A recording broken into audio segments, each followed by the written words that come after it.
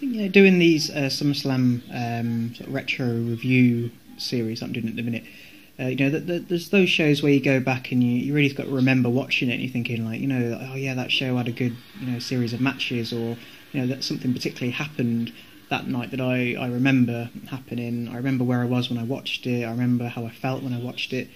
And I think, a sign of when a show wasn't particularly good is when you kind of look back at it and think, I remember watching it, but, nothing seems to be sticking in. It seems to have just sort of flown over my head, basically. And I think that's the case with SummerSlam 2012. I think SummerSlam 2010, although it pissed a lot of people off, I think, the main event, people kind of remember it, mostly for the wrong reasons, but at least they remember it. SummerSlam 2011, the CM Punk storyline, people kind of remember that match, with Triple H being the guest referee and what happened afterwards. But you get to 2012, and, I challenge anyone to kind of think, to kind of remember, what was the main event of the show. I kind of looked back on it earlier, because I knew I was going to be doing this review. And yeah, it wasn't a particularly good year for the WWE, 2012, if I remember. They just seemed to be kind of treading water, really. To me, 2013 was a much better year, and things were starting to happen, and the build up to what I believe was probably one of the best WrestleManias of the recent period, WrestleMania 30. A lot of that started in 2013. 2012 as a year was just kind of there, and I think SummerSlam kind of shows that particularly well. I'm going to run through this card, and I would guess that a lot of people would be, just sort of think, forgot that these matches actually happened. So, for example, the pre-show match, you had Antonio Cesaro with Oksana. If you'll remember when Cesaro was with Oksana in that kind of little team that they had, he went over Santino Marella here in the pre-show.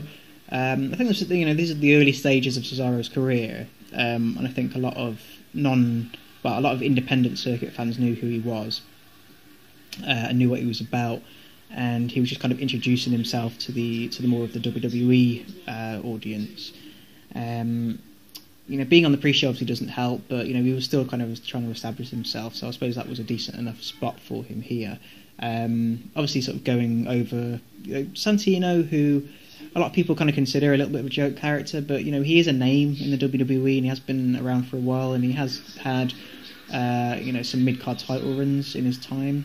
So this was a decent little spot for Cesaro here, just to kind of get his career off to the right start.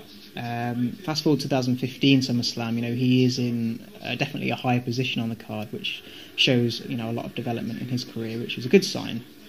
We don't normally get that much.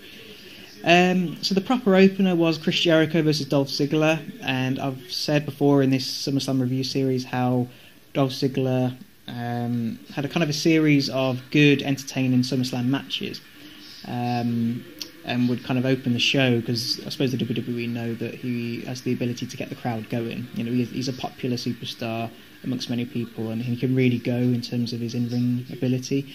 Going against Chris Jericho here, you would have thought at least this would be maybe the point where his career really starts to take a positive turn. Going against an established guy like Chris Jericho. I remember the feud being quite good at the time. Chris Jericho actually goes over here, which I think a lot of people were surprised by. I know Jericho has a habit of kind of coming back and losing a lot, and people who remember Chris Jericho and were big fans of Chris Jericho, I suppose, would have been happy for him to get the win here. But in terms of Dolph Ziggler's progression, I don't think it did a lot for him. And again, he's in a similar sort of position on SummerSlam 2015 against Rusev. It's going to be a good match and it's going to get the crowd going, but ultimately it's not really going to mean much. But it was a good match, which is kind of what you expect out of these two. Good opener, good way to get the crowd going, which seems to be a bit of a trend with Ziggler's career, to be honest. Daniel Bryan defeated Kane in a little bit of a sort of series of matches that these two had in 2012. I remember Kane was kind of involved in and around the CM Punk Daniel Bryan storyline for the title. This all happened before the kind of Team Hell No storyline, and we knew what these two were going to go on to do, and they would actually would become a really fascinating, interesting tag team. and then Daniel Bryan's career would kind of take off from there. This was still at a time when the WWE weren't really sure what to do with Daniel Bryan, despite the fact that he was a previous Money in the Bank holder and a previous world champion. It seemed like they were treading water, and they were just looking for an opportunity for him to kind of launch off into a meaningful career. So this match in many ways kind of went under the radar. It went less than 10 minutes. Daniel Bryan gets the win, I suppose, which was the right thing to do at the time. But again, I challenge anyone to kind of remember how this match went, really, because I'd forgotten it happened until I sort of went back and looked at this show today. The Miz defeated Rey Mysterio for an IC title match. I think The Miz in recent years has been one of the best IC champions the company have actually had. I'm a big fan of The Miz. I think he's a good asset. Really knows how to build up a feud. Really knows how to work with the guy that he's been put against and get the most out of him. Rey Mysterio, obviously an established name. Good victory for Miz here. Wouldn't really do much for his career going forward. I mean, he's in another IC title match for SummerSlam 2015, which I really doubt he's going to win. But yeah, sort of another good match. And again, don't really remember. I couldn't really remember the match before I actually sort of looked back on the show today. Sheamus defeated Alberto Del Rio in the World Heavyweight Championship match. I mean, how many people remember that happening? This was, if I remember rightly, this was a terrible feud. I always thought the WWE could have done a lot more with Alberto Del Rio. I think he worked really well in the ring, and for a time, I think around WrestleMania 29 when they turned him face, he had a little bit of crowd behind him, and it looked like he was going to go somewhere. But just another example of somebody that the WWE tried to do something with, but it just didn't seem to come off.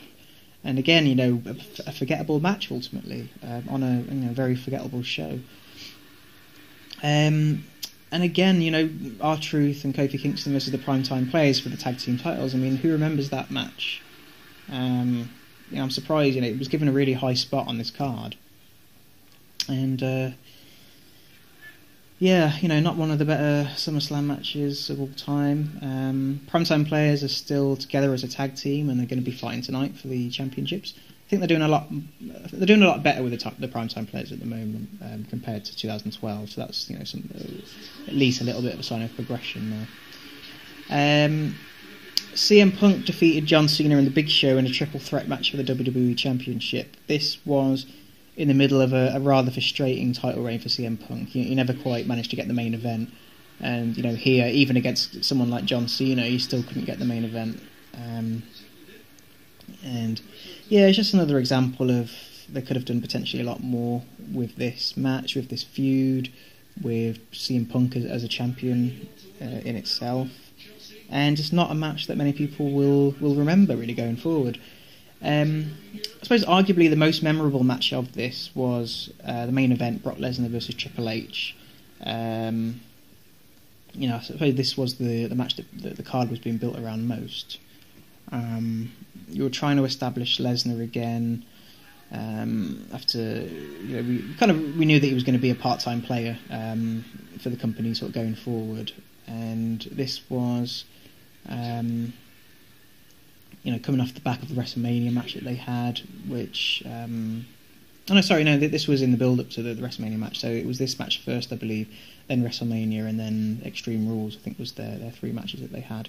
Brock Lesnar gets the win here, which needed to happen. I still don't like the fact that Triple H got a win over Brock Lesnar. I think the way that Brock's been portrayed now, and the way that he's been portrayed in the main event of this year's SummerSlam, you just kind of look back on his loss against Triple H and his loss against John Cena in Extreme Rules as kind of blemishes on an otherwise fantastic sort of mini resurgence of a career, really. I remember this match more than the others, but again, it's not something that I automatically think of. SummerSlam main events. I mean, Brock Lesnar versus Triple H is way down on my list, and I imagine quite a way down on other people's lists of sort of the best matches of SummerSlam's history. So yeah, I don't have much to say about this show. I don't remember it happening. Nothing really came from it. You know, CM Punk's title reign kind of continued in the same vein. He didn't really get the main event spot. Had a few matches against John Cena, I believe, in this year, sort of at Night of Champions. But ultimately, you know, he was just going to be fed to The Rock ultimately at the Royal Rumble, and that would set up John Cena versus The Rock. A lot of 2012 was kind of thrown under the bus a little bit, and it's not something that I would recommend going back and watch particularly. You know, if you want to go back and watch Jericho versus Ziggler, then you wouldn't get too much of an argument from me. It was a decent match. Sheamus and Del Rio was forgettable. Tag team titles forgettable. WWE Championship match forgettable. And Brock Lesnar and Triple H, not the best of the three matches they had.